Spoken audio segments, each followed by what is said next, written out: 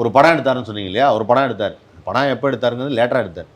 அது இவர் வந்து ரிவ்யூலாம் பண்ண ஆரம்பிச்சதுக்கு தான் படம் எடுத்தார். ஆன்டி இண்டியன் எடுத்தார். இவர் எடுக்கிற படத்துக்கே ஒரு கமெண்ட் சொல்லியிருக்காரு, குறிப்பாக சொல்ல போனால் இது ப்ளூர் சட்டை மாறன் எடுத்த அண்ணாத்த அப்படிங்கிறார். அதாவது என்னன்னா இவர் வந்து ரஜினி மேலே வெஞ்சன்ஸ்.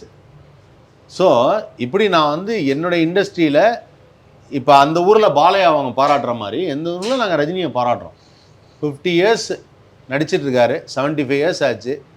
அவருக்கு இந்த படம் பார்த்துட்டு நல்லா இருக்குன்னு சொல்லும்போது ஒரு சாட்டிஸ்ஃபேக்ஷன், அவ்வளோதான். நான் மறுபடியும் என் ரிவ்யூலேயே சொன்னேன், இந்த படம் மிகப்பெரிய காவியம்னு நான் சொல்லவே இல்லைன்ட்டு. ஐ நெவர் சே தட் கூலி வந்து ஒரு மாபெரும் காவியம், அதை எப்படி நீங்கள் சொல்லலாம்னு நான் சொல்லவே இல்லை. ஆனால் it's a respect to that senior artist. ஆனால் இவர் அந்த ரெஸ்பெக்டையும் கொள்கிறார். அப்போ என்னன்னா டீக்ரேடிங் த தமிழ் சினிமா, ஆக்டர்ஸ், எவ்ரிபடி. இவர் ஒரு பக்கம்னா இட்ஸ் பிரசாந்த் ஒரு பக்கம் என்ன பண்ணுறாப்புலன்னா ரொம்ப ஓப்பனாக கிண்டல் பண்ணுறாப்புல. அந்த கூலி பவர் ஹவுஸு அப்படிங்கிறாப்புல. என்ன அப்படின்னா இதெல்லாம் ஒன்றுமே இல்லை, ஒன்றும் ஒர்க் ஆகலை, சரியாக வரல.